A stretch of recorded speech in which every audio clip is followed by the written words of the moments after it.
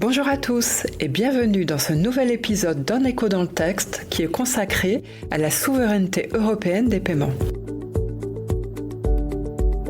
L'avenir n'est pas ce qui va arriver, mais ce que nous allons faire. À l'heure où l'Union européenne cherche à reconquérir la souveraineté de ses paiements, la pensée de Bergson nous rappelle que l'avenir ne se subit pas, il se construit. Et que c'est à nous, banques commerciales, prestataires de services de paiement, citoyens, de décider quels instruments de paiement, quels réseaux, quelles infrastructures nous allons utiliser.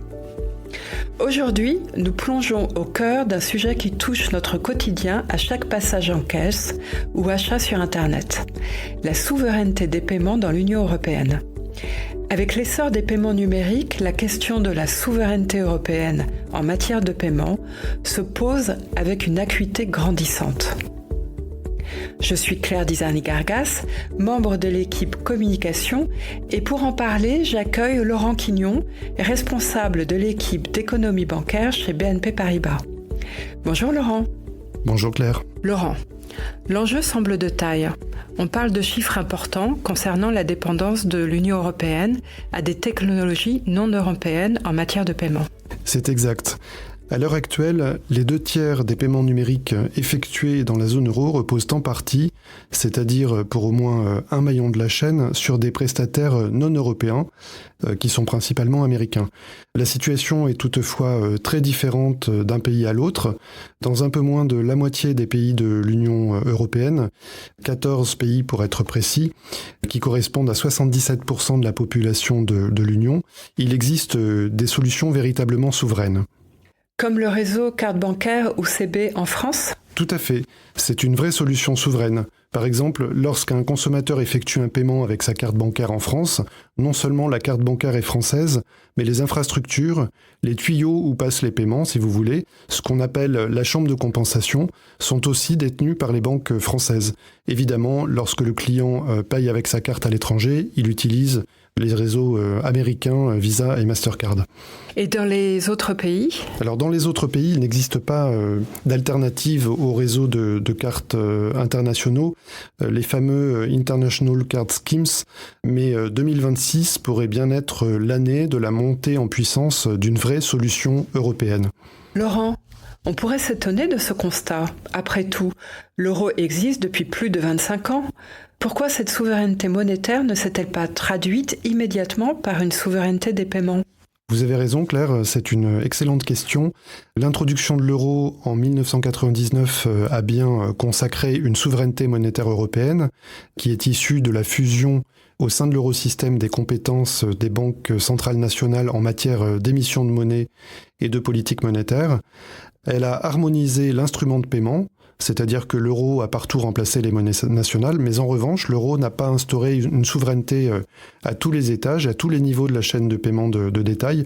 Hormis pour les paiements interbancaires, les infrastructures sont restées soit nationales, soit opérées par des acteurs non européens. Et comme vous le soulignez dans vos travaux, la nature ayant horreur du vide, ce sont les acteurs mondiaux qui ont pris la place. Exactement. En l'absence d'une alternative européenne d'envergure, les géants américains comme Visa et Mastercard se sont imposés grâce à leur taille critique et leur réseau international. Ils ont été suivis par Apple Pay et Google Pay avec le développement des paiements sans contact par smartphone depuis la crise de la Covid-19 au détriment des espèces.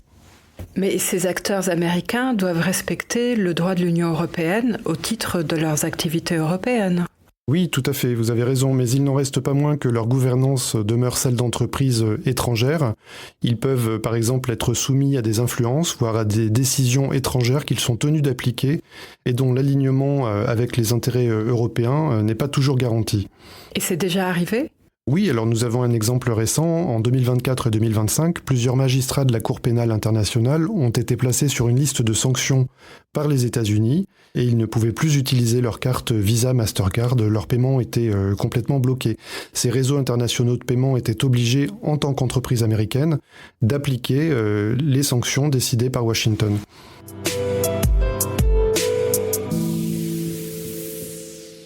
Ce constat de dépendance étant posé, Laurent, Il nous faut maintenant comprendre les mécanismes de fond de cette problématique. Au-delà des parts de marché, sur quels piliers économiques et techniques repose réellement cette quête de souveraineté ?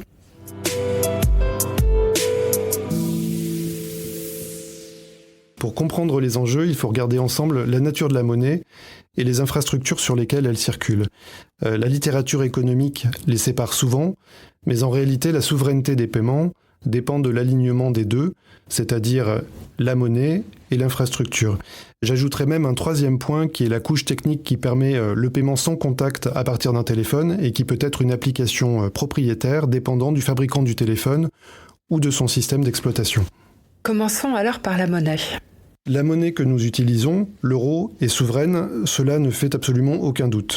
Cela est vrai bien sûr à la fois pour la monnaie de banque centrale qui assure la stabilité, car elle est l'actif ultime contre lequel peut être échangée la monnaie de banque commerciale. On dit qu'il y a un ancrage entre la monnaie de banque commerciale et la monnaie de banque centrale. La monnaie de banque commerciale désignant l'argent que nous avons sur nos comptes bancaires. Et cela est aussi vrai pour la monnaie de banque commerciale. Tout à fait. Oui, elle est l'instrument de paiement le plus largement utilisé car elle est souple et mieux adaptée au quotidien, notamment pour les paiements numériques.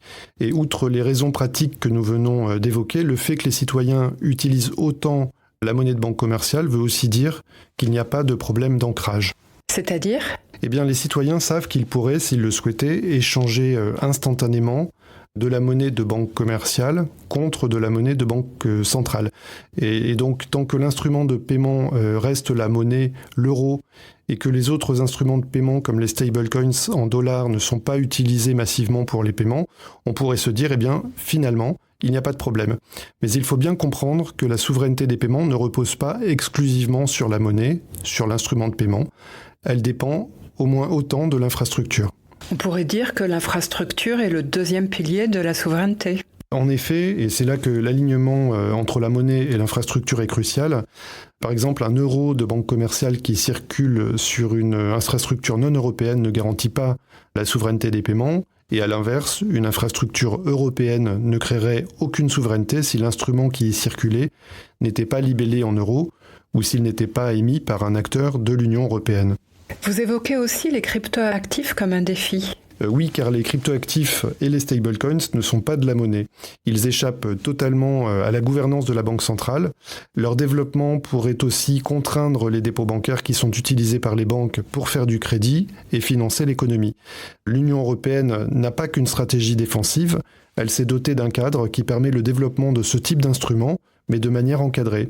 C'est le fameux règlement européen MiCA, MiCA pour Markets in Crypto Assets. C'est aussi dans ce nouveau cadre que des alternatives de paiement européennes, mais adaptées aux technologies DLT et aux marchés tokenisés, pourront être proposées.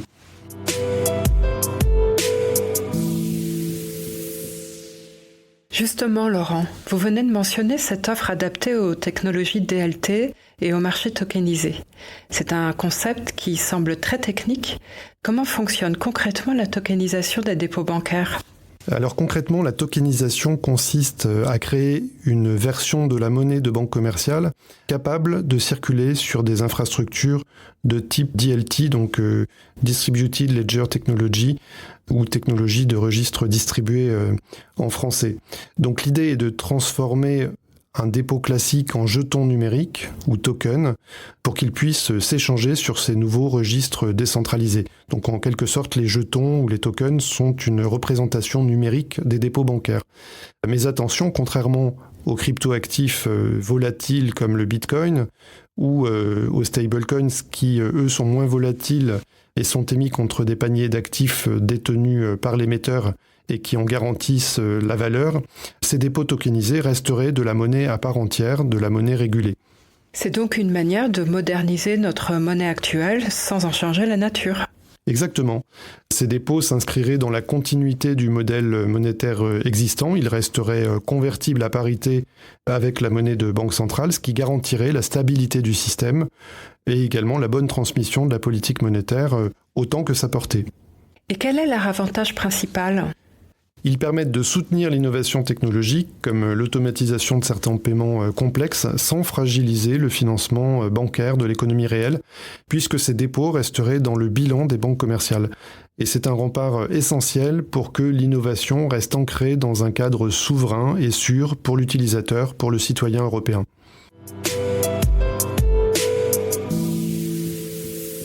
On comprend que la modernisation de l'instrument monétaire via cette tokenisation pourrait être une réponse très pertinente à la menace de cryptoactifs non européens.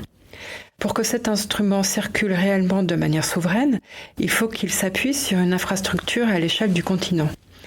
Est-ce là qu'interviennent les expériences internationales et le lancement de solutions comme Wero ?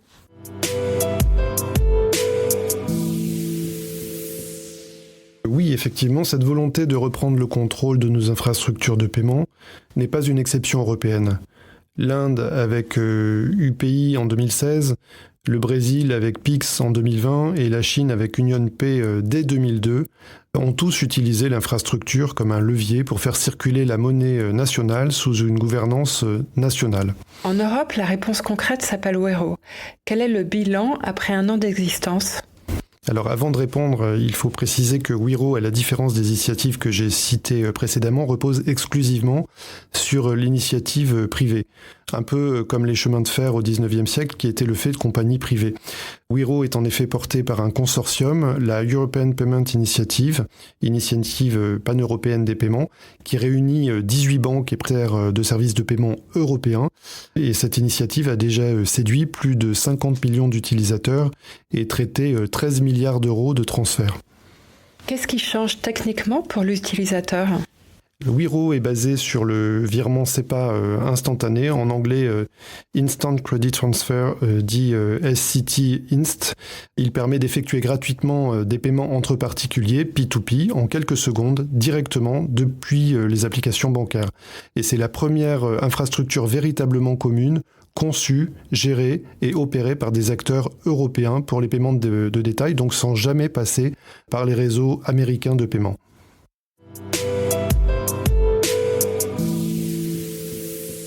Wero semble donc être le bras armé de cette reconquête technologique. Mais pour réellement bousculer les habitudes des consommateurs et concurrencer les géants en place, quelle est la feuille de route pour cette année charnière qu'est 2026 ? «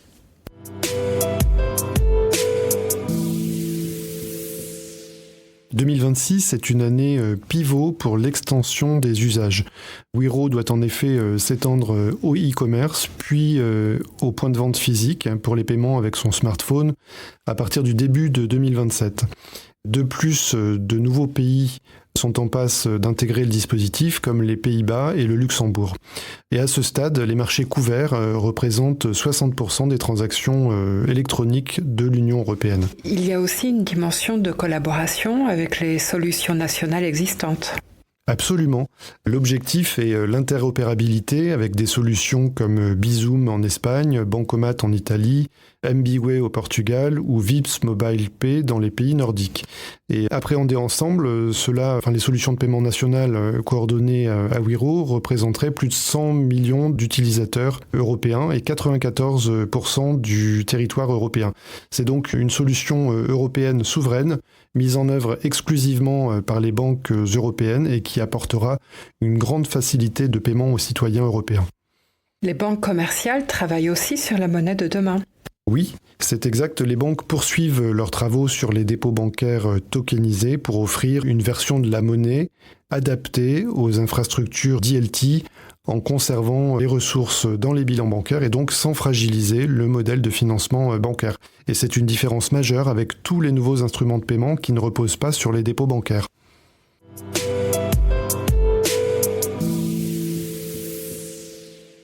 Laurent, en conclusion, si vous deviez résumer l'enjeu de cette année 2026, que diriez-vous ? Donc je dirais que si le succès de Wero se confirme, le pari de bâtir une infrastructure véritablement européenne sera en passe d'être réussi.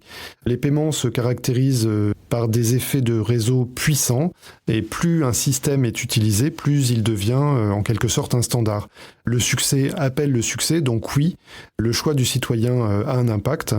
Lorsque les différentes modalités de paiement Wero auront toutes été déployées, eh bien, en choisissant cette solution européenne de paiement, chaque citoyen participera à son échelle à renforcer la souveraineté européenne. Merci beaucoup Laurent Quignon pour cet éclairage. Merci Claire. Pour approfondir ce sujet, vous pouvez consulter l'éditorial de Laurent Quignon, 2026, année de la souveraineté européenne en matière de paiement. Les liens sont en description. Merci de nous avoir suivis. On se retrouve très vite pour un prochain épisode d'En Écho dans le texte.